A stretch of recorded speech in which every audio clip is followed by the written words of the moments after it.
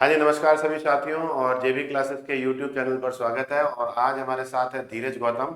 और धीरज गौतम का अभी रिसेंटली एसबीआई जूनियर एसोसिएट में फाइनल सिलेक्शन हुआ है।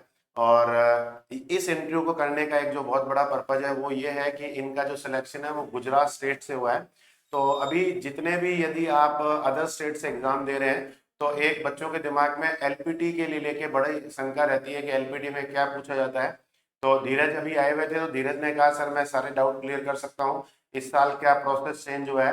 तो धीरज आप रेडी हैं? आपसे सवाल यस पूछ सकता हूँ मैं? यस तो मैंने कुछ सवाल जैसे इनसे पहले जानकारी ले ली थी और उनको मैंने कागज में लिख लिया है ताकि मैं सारी चीजें आपसे इनसे पूछ पाऊँ और आप इस इंटरव्यू को ध्यान से सुने। तो आने वाले समय में यदि आप किसी अदर स्टेट से फॉर्म फिल करते हैं तो एलपीटी में क्या क्या पूछा जा सकता है वो सारी चीजें डिस्कस करेंगे, ठीक है। यदि आपको वीडियो अच्छा लगे तो लाइक शेयर करना ना भूलें। वैसे हम बोलते नहीं है ये बात, लेकिन ये चूंकि अवेयरनेस वीडियो है तो इसलिए इसको शेयर करने में भी कमी ना रखें। चलिए धीरज, सबसे पहले तो मैं आपसे पूछूंगा आपका एलपीटी कहाँ हुआ था, कौन सा सेंटर कौन सा था? मेरा गांधीनगर था सर। गांधीनगर सेंटर था। यस। तो कितने बजे बुलाया गया आपको? हमें सर 8:30 वाला बैच था हमारा। 8:30 बजे। हाँ जी। ओके, और कितने स्टूडेंट्स थे टोटल? 30 थे सर। 30 थे। तो जो एलपीटी टेस्ट अरेंज करवा रहे थे कितने लोग थे, क्या कुछ प्रोसेस किया था, थोड़ा सा बताएंगे आप? पहले सर 2 सेक्शन था। पहले में 6 पैसेज और पर पैसेज 5 क्वेश्चन थे।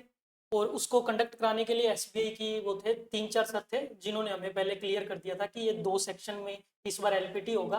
पहले सेक्शन में आपको 30 क्वेश्चन होंगे जिसमें से 15 ऑब्जेक्टिव और 15 आपको रिटर्न में लिखने होंगे। देखो ध्यान से समझिए कि जो टेस्ट जहां अरेंज हो रहा था वहां एसबीआई से ही लोग आए हुए थे। 6 पैसेज दिए गए थे और 6 पैसेज में 30 क्वेश्चन थे।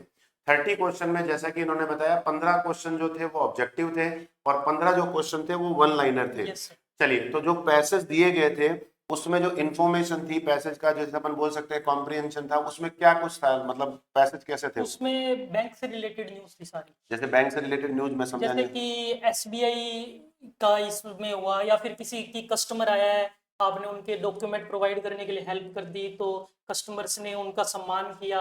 ऐसे मतलब स्टोरी मतलब बेस्ड। रियल जो जो पैसेज थे वो लगभग सारी बैंकिंग इंडस्ट्री जो ब्रांच ऑपरेशन होते हैं उसी से हाँ रिलेटेड जी थे। सर, हाँ जी। तो उनकी लैंग्वेज आपको समझ में आ रही थी? बहुत इजी लैंग्वेज थी बहुत सर इजी ये। थी। देखो इजी तो थी, लेकिन आपको थोड़ा बहुत पहले से आता होगा। तो आपने गुजराती कहाँ से सीखी? मैंने सर जो 12 खड़ी है वो तो मैंने यूट्यूब से सीखी थी। उसके बाद मैंने धीरे धीरे न्यूज़पेपर रीडिंग शुरू कर दी थी। तो आप राजस्थान गंगानगर के रहने वाले हो, तो आपने गुजराती पेपर कैसे अरेंज किया? सर टेलीग्राम से। टेलीग्राम से मिल हाँ जाता जी है। सर। तो फिर आप उसको पढ़ पढ़ के हाँ, प्रैक्टिस मैं करते थे? प्रैक्टिस करता था, उसको पढ़ता था और कोई भी पैसेज शुरू शुरू में लिखता था और पढ़ता था, लिखता था, पढ़ता था। लिखने से बढ़िया हो जाता मालूम यस, है वो क्यों? सर आपसे सीखा हुआ है। अच्छा, लिखने से काफी बेनिफिट मिलता था, कोई ये भी कह रहा है कि लिखने से खूब सारा बेनिफिट मिलता है।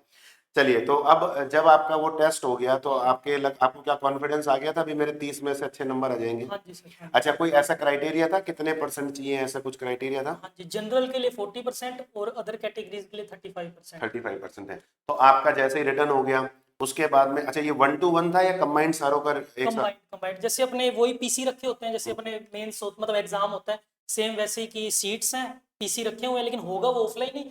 लेकिन नहीं, आपको हार्ड कॉपी दी गई थी या हार्ड कंप्यूटर? कॉपी, हार्ड अच्छा, कॉपी। हार्ड कॉपी पर लेकिन दी। वो सीटिंग वही थी कंप्यूटर्स वाली। कंप्यूटर लैब में हुआ हाँ था ये। हाँ। चलो ठीक है, फिर जब ये टेस्ट हो गया था उसके बाद में उन्होंने आपका पर्सनल इंटरव्यू लिया।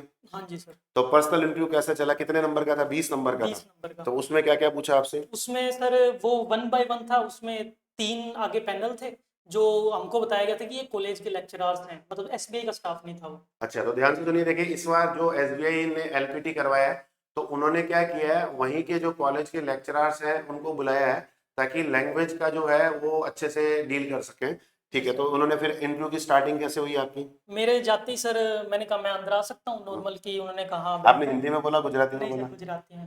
कैसे बोला आपने? हूँ अंदर आवी शकूं छूं, अच्छा, ऐसे करके सर। ठीक है। उन्होंने कहा आओ बैठो। हाँ। फिर उन्होंने मेरे से बैठते पूछा कि आपने किस कलर के शूज पहने। हाँ। फिर ब्लैक, मैंने कहा ब्लैक मतलब काले। हाँ। और उन्होंने मुझसे गुजराती में काले को काले ही बोलते हैं? काला काला काला, ठीक है। काला। हाँ, फिर उन्होंने मुझसे पूछा कि अभी रिसेंटली कोई पुल वगैरह गिरा, आपको उसका नॉलेज है? ठीक है। मैंने कहा हाँ, वडोदरा में हुआ है। कहते आपको कैसे पता? हम्म, मैंने कहा कि मैंने ये न्यूज़ में पढ़ा था। हम्म, क्या न्यूज़? मैंने कहा अखबार में, न्यूज़ में पढ़ा था। क्या आप अखबार पढ़ते हो? हम्म, मैंने कहा हाँ जी। हम्म, फिर उन्होंने अखबार का नेम पूछा। मैंने कहा दिव्य भास्कर। हम्म। फिर उन्होंने सामने ही अखबार पढ़ा था, उन्होंने अखबार पढ़वा ली 2-3 लाइन्स। अच्छा, कि आपने पढ़ दी थी? हाँ जी सर।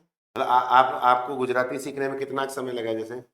20-25 दिन में सर अच्छी मतलब आ गई थी। शुरू में पढ़नी तो धीरे-धीरे हफ्ते 10 दिन में आ जाता, लेकिन अच्छा 25-30 दिन में मतलब अच्छा हो गया था कि मतलब कुल मिला के रिजल्ट आने के बाद में आपने एफर्ट्स लगाए, उससे आपका काम हाँ, बन हाँ गया। जी सर। मैंने उससे पहले तो पढ़ी नहीं, सिर्फ रिजल्ट के बाद पढ़ी। अच्छा ठीक है। फिर उन्होंने और भी कोई सवाल आपसे पूछा? फिर उसके बाद मेरे से उन्होंने इंट्रो का पूछा हम्म कि बेसिक इंट्रो दो। हम्म। फिर उन्होंने मेरे ग्रेजुएशन का पूछा कि किस सब्जेक्ट में है।